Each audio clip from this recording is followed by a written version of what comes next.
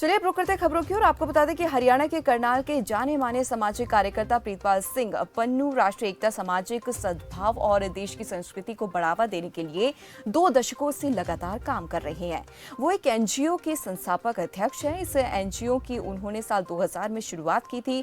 आज ये एनजीओ की देश के 28 राज्यों में शाखाएं हैं, जिनमें हजारों सामाजिक कार्यकर्ता और कलाकार सदस्य हैं। बता दें कि 2009 में असाधारण युवा गतिविधियों के लिए भारत सरकार से राष्ट्रीय युवा पुरस्कार प्राप्त करने के बाद पन्नू ने राष्ट्रीय क्षेत्र में एक बड़ी भूमिका निभाने का संकल्प लिया और हजारों युवा सामाजिक कार्यकर्ताओं को देशभक्ति की भावना के साथ सामाजिक कार्य करने के लिए प्रेरित किया।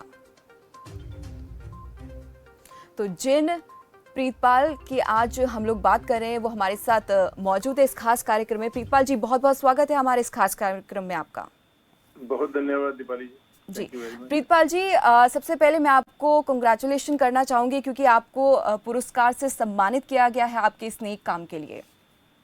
बहुत धन्यवाद। मैं समझता हूं कि ये जो सम्मान होते हैं ये किसी भी सामाजिक कार्यकर्ता का और उसके साथियों का मनोबल बढ़ाने के लिए होते हैं जी। और मुझे खुशी है कि राष्ट्रीय युवा पुरस्कार के साथ साथ 6 बार Guinness book of world record में भी निभा का नाम आ चुका है। जी। प्रीतपाल जी, सबसे पहले मेरा सवाल आपसे ये है कि आपको ये एनजीओ खोलने का आइडिया कहाँ से आया? देखिए, मैं जब बिल्कुल छोटा था तो मेरी माता जो थी वो अक्सर मुझे जो कहानियां सुनाया करती थी, वो शहीदों की, देशभक्तों की, समाज सेवियों की, महापुरुषों की कहानियां सुनाया करती थी। तो मैं इसका सबसे बड़ा क्रेडिट अपनी माँ को देना चाहता हूँ कि उसने बचपन से ही मुझे इस रास्ते पर चलाया कि मुझे देश की सेवा करनी है, समाज की सेवा करनी है। तो जैसे जैसे मैं बड़ा होता गया, मैं केवल 10.5 साल की 11 साल की उम्र में नौजवान सिख सेवा दल प्रेमनगर के साथ जुड़ गया था और हम मिलकर धार्मिक सेवा किया करते थे। गुरुद्वारों में जाना, जोड़ों की सेवा करना, लंगर की सेवा करना। तो जब बड़ा हुआ तो तब ये निफा जो है इसको बनाया, national integrated forum of artist and activist को, और युवाओं को साथ लेकर हमने समाज सेवा और राष्ट्र सेवा का संकल्प लिया। जी। प्रीतपाल जी, आपसे जानना चाहेंगे, वैसे देखा जाता है कि एनजीओ में बच्चों को पढ़ाने का काम किया जाता है और बहुत सारे ऐसे काम किए जाते हैं, लेकिन अगर आपके एनजीओ की बात की जाए तो उसमें क्या कुछ काम किया जाता है, सबसे पहले जानना चाहेंगे। हम लोग 2 मुद्दों पर विशेष हम लोग लेकर चल रहे हैं। जैसे अगर आप हमारे नाम से देखेंगे, national integrated forum of artist and activist ji, तो हम लोग देश की कला और संस्कृति को प्रोत्साहित कर रहे हैं। उसके लिए राष्ट्रीय स्तर पर, अंतर्राष्ट्रीय स्तर पर एक्सचेंज प्रोग्राम हमारे चलते हैं। जो नवोदित कलाकार हैं उनको हम लोग मंच प्रदान करते हैं, उनको आगे बढ़ाते हैं। इस संस्कृति के लिए हमारा कार्यक्रम वो चलता रहता है। कुछ ना कुछ हमारा एक हार्मोनी कार्यक्रम है जो हर साल होता है, जिसमें पूरे देश से और विदेश से कलाकार 9 दिन के लिए एक ही जगह पर इकट्ठा होते हैं और अपनी अपनी कला और संस्कृति का प्रदर्शन करते हैं। इसके अलावा अगर हम बात करें सामाजिक सद्भाव की, सामाजिक मुद्दों की, और विशेष रूप से जो सामाजिक बुराइयां हैं उनके खिलाफ संस्था वो काम कर रही है। चाहे कन्या भ्रूण हत्या की बात हो, दहेज की बात हो, नशे की बात हो, एड्स के ऊपर अवेयरनेस की बात हो, इन सभी मुद्दों पर निरंतर जो संस्था है वो जागरूकता के कार्यक्रम आयोजित करती रहती है। जागरूकता के साथ साथ हमारे सोशल वेलफेयर के काम चलते हैं। जैसे जो एसिड अटैक विक्टिम्स हैं उनकी रिहेबिलिटेशन के लिए संस्था काम कर रही है।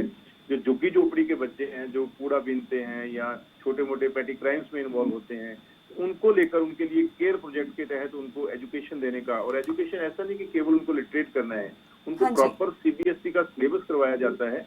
10 साल पहले जब हमने शुरू किया था, जो बच्चे हमारे पास पहली क्लास से, नर्सरी से शुरू हुए थे, आज 10th क्लास तक पहुंच चुके हैं।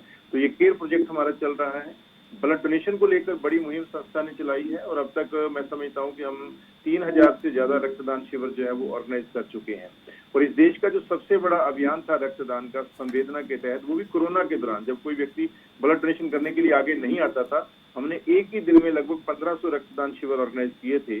तो रक्तदान को लेकर एक बड़ी मुहिम संस्था वो चला रही है। मेडिकल कैंप्स वो संस्था लगाती रहती है। जो इस प्रकार के कुछ पेशेंट्स हैं, जो गरीब पेशेंट्स हैं, जिनको कहीं ना कहीं मदद ना मिलने की वजह से कोई गंभीर बीमारी है, उनका इलाज नहीं हो पाता, वहाँ संस्था इंटरवीन करती है। तो इस प्रकार के प्रोजेक्ट हमारे सोशल वेलफेयर के और सामाजिक जागरूकता के चलते रहते हैं।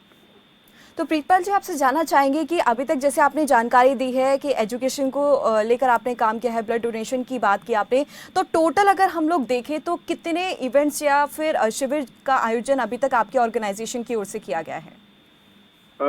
इसकी संख्या मैं समझता हूँ कि उसको गिनना ही बहुत मुश्किल है, क्योंकि लगभग हर साल हम अगर लेकर चले पूरे देश में तो हर रोज हमारा कोई ना कोई किसी न किसी ब्रांच के माध्यम से कार्यक्रम हो रहे हैं। तो अगर 365 दिन है तो 365 कार्यक्रम हमारे हो रहे हैं, कोई ना कोई शाखा हर रोज कोई ना कोई एक्टिविटी हमारी कर रही है।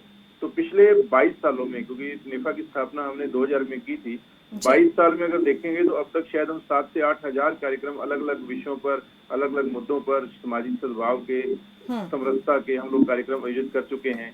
हम बहुत सी रैलियां ऑर्गेनाइज कर चुके हैं। हम लोगों ने वन इंडिया राइड के तहत 32 डेज 32 दिनों में पूरे देश को बाय रोड हमने ट्रैवल किया था with the message of national integration, राष्ट्रीय एकता और अखंडता के मैसेज के साथ 32 दिन में पूरे देश का हमने भ्रमण किया और जगह जगह हमने पेड़ पौधे लगाकर साथ में पर्यावरण का संदेश दिया। इसी बार भगवत गीता का संदेश लेकर हम लोग दोबारा पूरे देश में गए। गुरु नानक सद्भावना यात्रा जब गुरु नानक देव जी का 550 साल था तो हमने पाकिस्तान, इंडिया, नेपाल, बांग्लादेश, श्रीलंका, इन सभी देशों की बाय रोड यात्रा की। उन सभी स्थानों पर गए जहां गुरु नानक देव जी गए थे और गुरु नानक देव जी का संदेश पूरी दुनिया को देने का प्रयास किया। साथ साथ पूरे रास्ते पर 55,000 पौधे भी लगाए। गो ग्रीन इंडिया के नाम से हमारा एक प्रोजेक्ट चल रहा है जिसमें हमारी सभी शाखाएं जब सीजन आता है बारिश का, उस समय मैक्सिमम पौधे लगाने का प्रयास करती हैं। शायद 20 से 30 लाख पौधे अब तक हम लगा चुके हैं। इस प्रकार की एक्टिविटीज सारा साल चलती रहती है हमारी। जी प्रीतपाल जी, तो हम लोग ये कह सकते हैं कि आपका एनजीओ सिर्फ एक विषय पर काम नहीं करता है, हर क्षेत्र में काम करता है, फिर वो चाहे एजुकेशन हो या फिर स्वच्छता को लेकर हो, पर्यावरण को लेकर हो, तो मतलब हर क्षेत्र में आपका एनजीओ काम करता है और तरह तरह के इवेंट्स ऑर्गेनाइज करता है। प्रीतपाल जी, लेकिन मेरा सबसे बड़ा सवाल आखिर यहाँ पर ये है कि एनजीओ का मतलब हम लोग सुनते हैं नॉन गवर्नमेंट ऑर्गेनाइजेशन, तो आखिर फंडिंग कहाँ से होती है? जैसे आपने बताया कि बच्चों की एजुकेशन भी करवाते हैं, तो ये फंडिंग कहाँ से होती है वो जानना चाहेंगे।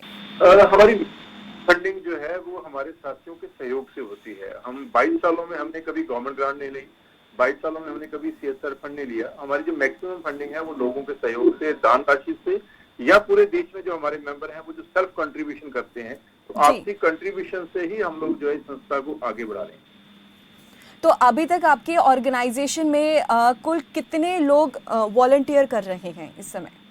पूरे देश की अगर मैं बात करूं तो 7,000 से ज्यादा युवा कलाकार और युवा सामाजिक कार्यकर्ता इस संस्था के मेंबर के रूप में जुड़े हुए हैं पूरे देश में। जी, बहुत बड़ा आंकड़ा है प्रीतपाल जी, सोचने पर भी मतलब काफ़ी अच्छा लगता है कि इतने सारे लोग जो हैं एनजीओ से जुड़े हुए हैं और अपना योगदान जो है कहीं ना कहीं वो दे रहे हैं। लेकिन मेरा आखिरी सवाल आपसे ये है प्रीतपाल जी, जब आपको पुरस्कार से सम्मानित किया गया उस समय आपको कैसा महसूस किया गया? वैसे जाहिर सी बात है कि बहुत अच्छा लगा होगा, लेकिन आपकी जुबानी जानना चाहेंगे। देखिए, हम लोग पुरस्कार के लिए काम नहीं करते। मैंने पहले शुरुआत में कहा कि पुरस्कार सामाजिक कार्यकर्ता का मनोबल बढ़ाता है, उसके साथियों का मनोबल बढ़ाता है, लेकिन पुरस्कार हमारा लक्ष्य नहीं है। पुरस्कार तो इंटरनेशनल लेवल पर हमें मिल चुके हैं। जैसे मैंने बताया, 6 बार Guinness book of world record में नाम दर्ज हो चुका है, world book of record London में नाम दर्ज हो चुका है। अच्छा लगता है, सभी को अच्छा लगता है, लेकिन पुरस्कार हमारा लक्ष्य नहीं है।